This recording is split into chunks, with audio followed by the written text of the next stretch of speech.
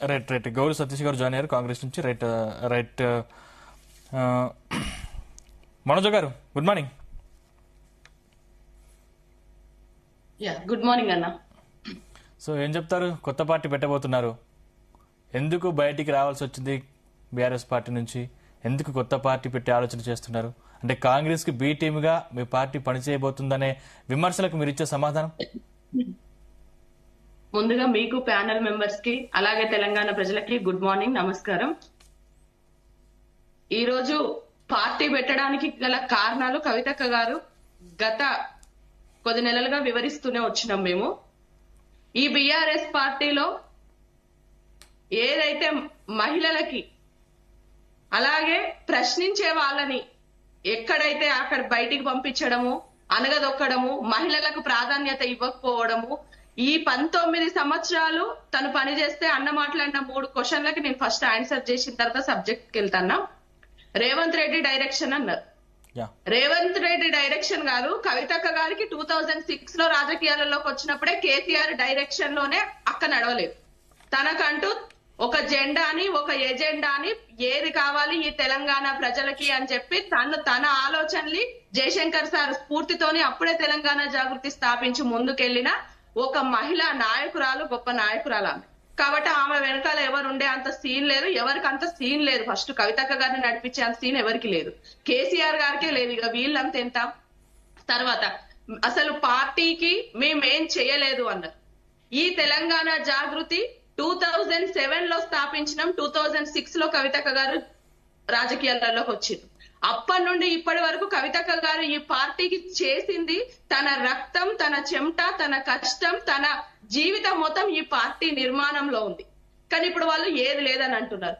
2007 నుండి 2009 వరకు హుజూర్ నగర్ లో ఈ తెలంగాణ జాగృతి కవితక్క గారు అక్కడ మొత్తం అందరినీ ఏకం చేస్తేనే తర్వాత 2009 లో టిఆర్ఎస్ జెండా ఎగిరింది. అది జగమెరిగిన సత్యం, అది మర్చిపోయే అంత ఈజీగా. సిరిసిల్లలో కవితక్క గారు ఫస్ట్ తిరిగి గ్రౌండ్ వర్క్ చేసిన తర్వాతనే సిరిసిల్ల టికెట్ కేటీఆర్ గారికి ఇచ్చింది. అది కూడా అందరికి తెలిసిన విషయమే.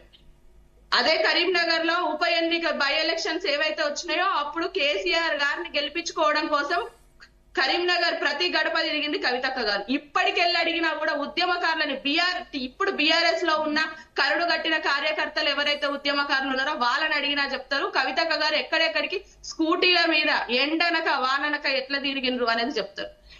ఇదే నిజామాబాద్ లో ఆ రోజు సార్ పిలిచి టికెట్ ఇచ్చి నిన్ను ప్రతి గడప గడపకు గుర్తుపడతారు కవిత, నువ్వు ఎంపీగా ఉంటే ఇక్కడ మనం 9 స్థానాలు గెలవగలుగుతామని అడిగిన రోజు 9కి 9 స్థానాలు ఎమ్మెల్యేలను గెలిపించుకున్నది ఆ రోజు కవితక్క గారు. మధు యాష్కి గారి మీద 1,50,000 మెజార్టీతో గెలిచి ఉత్తమ పార్లమెంటేరియన్ తెచ్చుకున్నది కవితక్క గారు.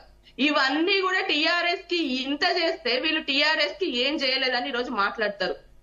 అలాగే ఇప్పుడు కేటీఆర్ గారికి కవితక్కకి నక్కకి నాగలోకానికి ఉన్నదని తేడా ఉందన్నారు. కరెక్ట్, నక్కకి నాగలోకానికి ఉన్నంత తేడా ఉంది. కవితక్క గారు అనునిత్యం 2006 నుండి ఇప్పటి వరకు కూడా ప్రజల మధ్యలో ఉన్నారు, ఉద్యమకారుల మధ్యలో ఉన్నారు. మనోజ్ గారు కానీ 10 ఏళ్ళు అధికారం అనుభవించిన తర్వాత, అంటే ఎంపీగా చేశారు, ఎమ్మెల్సీ చేశారు, 10 ఏళ్ళు అనుభవించిన తర్వాత ఇప్పుడు అధికారం పోయిన తర్వాత బయటికి ఎందుకు వచ్చారనేది ఇక్కడ ప్రశ్న. ఎందుకంటే ఇప్పుడు ఎమ్మెల్సీ పదవి కూడా రాజీనామా చేశారు. అంటే ఏంటి అంటే అజారుద్దీన్ కి ఇప్పుడు మంత్రి పదవి కావాలి, అందుకే కాంగ్రెస్ కి బి టీమ్ గా పనిచేయబోతున్నారనే సంకేతాలు వినిపిస్తా ఉన్నాయి కదా. ఇప్పుడున్న ఈ సమాజంలో పదవులు అన్నది ఎంత ఇంపార్టెంట్ అంటే పార్టీలు మారి కూడా మేము కండువా కప్పుకోలేదు అని మాట్లాడే నాయకులు ఉన్నారు. పార్టీ నుండి సస్పెండ్ చేసినా కూడా ఎమ్మెల్సీ పదవిని పెట్టుకొని తిరిగే వాళ్ళు ఉన్నారు. కానీ కేసీఆర్ గారి కూతురు కాబట్టి కేసీఆర్ గారు కదా నాకు ఎలాగైతే రిజల్ట్ వచ్చిందో నిమిషం కూడా ప్రగతి భవన్ లో ఉండకుండా బయటకు వచ్చిందో అదే రక్తం కాబట్టి ఈ రోజు కవితక్క గారు తనను పార్టీ నుండి సస్పెండ్ చేసినప్పుడు ఆ పార్టీ ఇచ్చిన బీఆర్ఎస్ పార్టీ ఇచ్చిన ఎమ్మెల్సీ పదవి నాకు వద్దు అనుకున్నారు. వద్దు అనుకున్న రాజీనామా చేసినప్పుడు మాలాంటి వాళ్ళ మేము వెళ్ళి స్పీకర్ గారికి ఇవ్వడం జరిగింది. స్పీకర్ గారికి పలు వేదికల మీద కవితక్క గారు చెప్తూనే వచ్చిండ్రు, ఫోన్ చేసి కూడా చెప్పడం జరిగింది నేను నా రాజీనామాని ఆమోదించలేదు. ఆ తర్వాత కౌన్సిల్ ద్వారా ఈ తెలంగాణ ప్రజలకి తన ఆవేదన తెలవాలి, నూతనంగా రాజకీయాలలోకి వచ్చే వాళ్ళకి తన ప్రస్థానం ఏంటి ఈ తెలంగాణ ఉద్యమంలో అనేది తెలవాలి. ఈ తెలంగాణ ప్రజలకి అసలు ఇప్పుడు తన కుటుంబం తనను దూరం చేసింది, తన కుటుంబం తనని బయటికి పంపించింది. ఇప్పుడు తనకు ఉన్న మరో కుటుంబం ఎవరు? ఈ తెలంగాణ ప్రజలు, ఈ తెలంగాణ మహిళా లోకం. కాబట్టి వాళ్ళకు తన ఆవేదన తెలవాలనుకుంది. స్పీకర్ గారిని పర్మిషన్ అడిగిండ్రు. స్పీకర్ గారి పర్మిషన్ ఇవ్వడం వల్ల తన ఆవేదన అంతా చెప్పడం జరిగింది. ఇప్పటి మేము వీళ్ళు మాకు పదవులు ఇచ్చిందన్నారు. నిజంగా సబితా ఇంద్రారెడ్డి గారు ఎవరంటే వీళ్ళు బీటీ బ్యాచ్ లకి ఏమో మినిస్టర్ పదవులు ఇస్తారు. కవితక్క గారిది కష్టం లేదా? కవితక్క గారికి వాళ్ళ చెమట, వాళ్ళ కష్టం, వాళ్ళ సమయం, ఆమె త్యాగం లేదా? ఈ తెలంగాణ రాష్ట్ర ఆవిర్భావంలో 3 ఏళ్ల బిడ్డను పెట్టుకొని, కడుపులో బిడ్డను పెట్టుకొని ఈ తెలంగాణ రాష్ట్రం కోసం కష్టపడలేదా? ఆమెకి ఏమి ఇచ్చిండ్రండి? ఎంపీ పదవి వీళ్ళ స్వార్థం కోసం ఇచ్చిండ్రు. ఆమెను ఢిల్లీ రాజకీయాలలో బిజీ చేసిండ్రు.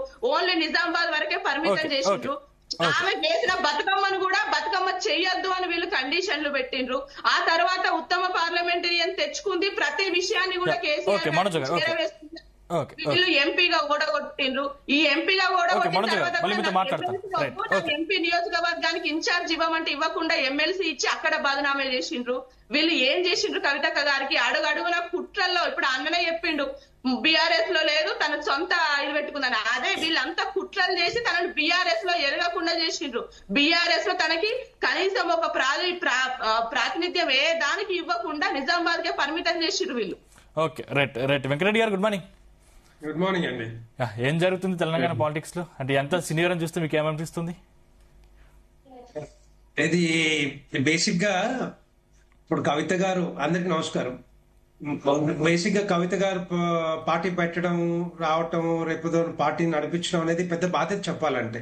ఎందుకంటే చాలా మంది, ఎంతో మంది పెద్ద పెద్ద నాయకులు బయటకు వచ్చి పార్టీలు పెట్టి పార్టీలు నడపలేక, డ్రైవ్ చేయలేక దాన్ని మూసేసుకున్న పరిస్థితులు కనపడతా ఉన్నాయి. చాలా మంది ఇప్పుడు కోదండరామ్ లాంటి గారు కానీ, చిరంజీవి గారు లాంటి కానీ, కేఏ పాల్ లాంటి వాళ్ళు, తర్వాత దేవేందర్ గౌడ్ లాంటి వాళ్ళు, ఎంతో మంది పెద్ద నాగం జనార్దన్ రెడ్డి లాంటి వాళ్ళు, పెద్ద నాయకులు పార్టీలు పెట్టిర్రు, తర్వాత దాన్ని మూసేసుకొని కూర్చున్నారు.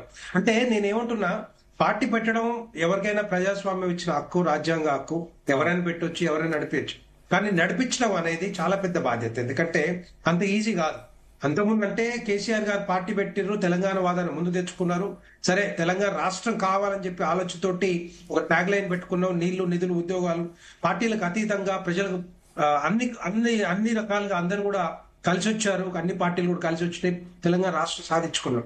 సాధించుకున్నాక ఫలితం ఏంటి? ఏం చేస్తున్నాం? తెలంగాణ రాష్ట్రం కానీ, రాష్ట్ర ప్రజలు బాగుపడ్డారు అంటే అది క్లియర్ కనపడతా ఉంది. ఎక్కడ బాగుపడ్డారు, ఎవరు బాగుపడ్డారు, ఏ విధంగా బాగుపడ్డారు అని చెప్పి క్లియర్ కనపడుతుంది. కాబట్టి ఇప్పుడు తెలంగాణ రాష్ట్రం వచ్చిన తర్వాత 12 సంవత్సరాల తర్వాత ఇంకొక పార్టీ వస్తే రేపొద్దున పార్టీ వారితో పార్టీగా పోతారు అనేది అది డెఫినెట్ గా క్వశ్చన్ మార్క్.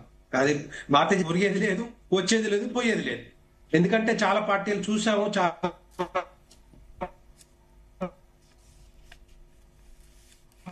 ఓకే, వెంకటరెడ్డి గారు మీ దగ్గర సిగ్నల్ ప్రాబ్లం ఉంది. ఓకే వెంకటరెడ్డి గారు, నేను మళ్ళీ మీతో మాట్లాడతాను. Bharatiya Janata party national party basic గా. నేను ఇంకొకటి ప్రభుత్వంలో ఉన్నారు బీఆర్ఎస్ టైంలో, కానీ ఎప్పుడు కూడా సామాజిక తెలంగాణ గురించి ఎప్పుడు మాట్లాడలేదు. సామాజిక తెలంగాణ ప్రజలు బాగుపడాలనే ఆలోచన ఎప్పుడు రాలేదు. ఎందుకు మరి? వాళ్ళ మధ్యలో వైరం ఉండబట్టి హరీష్ రావు గారు, కేటీఆర్ గారు, లేకపోతే ఇంకొకరు కానీ వైరం ఉండబట్టి బయటకు వచ్చి రేపొద్దున మేము పార్టీ పెడతాం, పార్టీ ప్రజలకు పోతాం అంటే అది ఎవరికి నష్టం? భారతీయ జనతా పార్టీకో లేకపోతే ఇంకో పార్టీకో నష్టం కాదు, బీఆర్ఎస్ పార్టీకే నష్టం. బీఆర్ఎస్ పార్టీ రేపు తెలుస్తా ఉంది. బీఆర్ఎస్ పార్టీలో జరిగిన అవకతవకలు కానీ, స్కాములు కానీ, కేసులు కానీ ఇవన్నీ కూడా ఒక్కొక్కటి బయటకు వస్తున్నాయి. వారే బయట పెడతా ఉన్నారు. వారు మాట్లాడిన మాటలు కాంగ్రెస్ పార్టీ, కాంగ్రెస్ ప్రభుత్వం సీరియస్ గా తీసుకొని ముఖ్యమంత్రి గారు డెఫినెట్ గా వాళ్ళ మీద కేసులు పెట్టాలి. ఆమెను విట్నెస్ గా చేరుస్తూ ఎక్కడెక్కడ స్కాములు జరిగినాయి, ఏ విధంగా జరిగినాయి. ఎందుకంటే ఆమెకు ఒక ముఖ్యమంత్రి గారి, మాజీ ముఖ్యమంత్రి గారి బిడ్డ కాబట్టి ఆమెకు అన్ని తెలుసు. సో అలాంటిది ఈ రోజు డెఫినెట్ గా వాటి విషయాల మీద డెఫినెట్ గా ఎంక్వైరీ చేయాలి. ఎంక్వైరీ చేసి కేసులు పెట్టి వాళ్ళు లోపలేయాలి. ఆ రికవరీ అంతా కూడా చేయాలి. లక్షల కోట్ల రూపాయలు తెలంగాణ ప్రజాధనం లూటీ అయిందని చెప్పి చెప్తా ఉన్నారు. అవన్నీ కూడా మేము కూడా చెప్తా ఉన్నాం డెఫినెట్ గా. ఎందుకంటే కాళేశ్వరం ప్రాజెక్టు మీదనే వేల కోట్ల రూపాయలు ఖర్చు పెట్టి పనికి రాకుండా పోతా ఉంది. ఎందుకంటే నీళ్లు నిజాల గురించి మనం 1 వీక్ నుంచి అన్ని ఛానల్లో డిస్కషన్ నడుస్తా ఉంది, కానీ ఎక్కడ కూడా ప్రాజెక్టులు రాలేదు, ఎక్కడో ప్రాజెక్టులు కట్టలే. బట్ డబ్బంతా కూడా వృధా అయిపోయింది. తెలంగాణ రాష్ట్రం సిద్ధించాక కూడా ఈ విధంగా తెలంగాణ రాష్ట్రాన్ని రాష్ట్ర ప్రజలు మోసం చేస్తున్నారంటే డెఫినెట్ గా అది బీఆర్ఎస్ పార్టీ హయాంలో జరిగింది కాబట్టి ఎట్టి పరిస్థితుల్లో భారతీయ జనతా పార్టీ ఎవరు ఏం చేసినా కూడా ఎవరు పెట్టినా కూడా పెద్దగా మాకు ఎవరికేది ఏమి ఉండదు. భారతీయ జనతా పార్టీ ఆల్టర్నేటివ్ గా ఈ తెలంగాణ రాష్ట్రం రావాలనుకుంటుంది. ప్రజల అభిమానం డెఫినెట్ గా ఉంది. ఎందుకంటే రెండు పార్టీలు చూసారు, ఒకటి కాంగ్రెస్ పార్టీ, బీఆర్ఎస్ పార్టీ 10 సంవత్సరాలు, కాంగ్రెస్ పార్టీ 2 సంవత్సరాల్లో జరిగేదేం లేదు, ఒరిగేదేం లేదు. అభివృద్ధి మాత్రం కుంటుపడింది, సంక్షేమ పథకాలు మొత్తం కూడా ఆగిపోయినాయి. తెలంగాణ ప్రజలకు వచ్చింది ఏం లేదు. అలాంటి సిచ్యువేషన్ లో స్థానిక సంస్థల ఎన్నికల్లో కనీసం డిపాజిట్లు కూడా తెచ్చుకునే పరిస్థితి ఉంది కదా. ఆల్టర్నేటివ్ మేము సందీప్ గారు, మేము 2019 అంత సర్పంచ్ ఎన్నికలప్పుడు 165 స్థానాలు వచ్చినాయి. మా పార్టీ భారతీయ జనతా పార్టీ ఒకటేసారి 100 నుంచి 7,000 8,000 స్థానాలు గెలుచుకోం. మేము గ్రాడ్యువల్ గా, మీకు తెలుసు భారతీయ జనతా పార్టీ మొదలు పెట్టినప్పుడే 2 స్థానాల నుంచి వచ్చినాం. 330 పార్లమెంట్ సభ్యులకు మొత్తం అతిపెద్ద పార్టీ ప్రపంచంలోనే ఎదిగిన అంటే భారతీయ జనతా పార్టీ. ఆ విధంగా గ్రాడ్యువల్ గా పెరుగుతున్నాం. ఇప్పుడు దగ్గర 850 సర్పంచులని మేము గెలిపించుకున్నాం. 850 సర్పంచులు, 1000 మంది ఉప సర్పంచులు గెలిపించుకున్నాం. 10,000 వార్డులు మేము భారతీయ జనతా పార్టీ గెలిపించుకుంటాం. ఇదంతా కూడా మా ఫౌండేషన్ ఒక్కసారి స్ట్రాంగ్ చేసినాం అంటే డెఫినెట్ గా బిల్డింగ్ ఏ విధంగా ఉంటుందో మనకు తెలుసు. సో ఆ విధంగా మేము ముందుకు పోతా ఉన్నాం. డెఫినెట్ గా ఈ రెండు పార్టీల ఫెయిల్యూర్స్ ని మేము ప్రజల్లోకి తీసుకెళ్తున్నాం. దాని మీద మేము డెఫినెట్ గా పోరాటం చేస్తాం. ఈ వచ్చే ఎన్నికలు ఎంపీటీస్ కానీ, జెడ్పీటీస్ కానీ, లేకపోతే మున్సిపల్ ఎన్నికలు కానీ, కార్పొరేషన్ ఎన్నికలు కానీ డెఫినెట్ గా భారతీయ జనతా పార్టీ గెలుచుకుంటుంది. ఆ విధంగా తెలంగాణ ప్రజలు సిద్ధమై ఉన్నారు. ఇది అంతకుముందు జరిగినన్ని కూడా పార్టీలకు అతీతంగా సర్పంచ్ ఎన్నికలు జరిగినాయి కాబట్టి సరే ఎవరు ఎక్కడున్నా ఎవరు గెలిచిరు అనేది మేము కూడా పెద్దగా ఫోకస్ పెట్టలేదు. కానీ డెఫినెట్ గా మేము వీటి మీద, ఎందుకంటే మేము తెలంగాణ రాష్ట్రంలో వచ్చే ఎన్నికల్లో 2028-29 ఎన్నికల్లో గెలిపే లక్ష్యంగా భారతీయ జనతా పార్టీ పనిచేస్తా ఉంది. ఆ విధంగా మేము డెఫినెట్ గా పోతాం. రైట్. సతీష్ గారు good morning. Good morning. Congress పార్టీకి ఇప్పుడు కొత్తగా ఏర్పాటు కాబోయే జాగృతి పార్టీ బి టీమ్ గా వ్యవహరిస్తోంది అనే ఆరోపణలు వస్తా ఉన్నాయి. అదేవిధంగా మొన్న శాసన మండలిలో ఆమె చదివినటువంటి స్క్రిప్ట్ కాంగ్రెస్ పార్టీ ఇచ్చింది అనే ఆరోపణలు ఎందుకు మీరు ముట్టగట్టుకుంటున్నారు? ముందుగా మీకు ప్యానెల్లో ఉన్నటువంటి వారందరికీ కూడా నమస్కారం తెలియజేస్తూ, కవిత గారు ఏదైతే పార్టీ పెట్టడానికి కానీ గౌరవ మా ప్రజాప్రభుత్వ రథసారథి ముఖ్యమంత్రి గారికి కానీ కాంగ్రెస్ పార్టీకి కానీ ఏమాత్రం సంబంధం లేదనేది మనం వాస్తవాన్ని గ్రహించాలి. దాంతో పాటుగా కవిత గారు ఏ తాను ముక్కనో ఒక్కసారి ఆత్మపరిశీలన చేసుకోవాలి. ఎందుకోనంటే ఇన్నాళ్ళు ఎక్కడ పనిచేశారు, ఎవరి చెంతన ఉండి ప్రభుత్వంలో ఉండి వారు చేశారనేది కూడా మనము తెలుసుకోవాల్సినటువంటి పరిస్థితి. అది మరిచి ఎవరో మాట్లాడిస్తే మాట్లాడతారు అని చెప్పి కవిత గారు మేమైతే అనుకోము, కాంగ్రెస్ పార్టీగా అనుకోము, ప్రభుత్వంగా కూడా ఆలోచించము కూడా. ఎందుకోనంటే ఒక పార్టీ పెట్టడానికి ప్రతి భారతీయుడికి ఆ పార్టీ పెట్టడానికి కావలసినటువంటి విధి విధానాలు రూపొందించుకోవడానికి అవకాశం ఉన్నటువంటి పరిస్థితి మన భారతదేశంలో. అలాంటి వారు కవిత గారు వారు తెలంగాణ రాష్ట్రంలో వారు ఒక పార్టీ పెడతామంటే ఎవరైనా పార్టీ పెట్టడానికి అవకాశం ఉంటుంది. కానీ పార్టీ నడపడం అనేది అంత ఈజీయా కాదనేది మనం ప్రత్యక్షంగా చూసినటువంటి పరిస్థితి.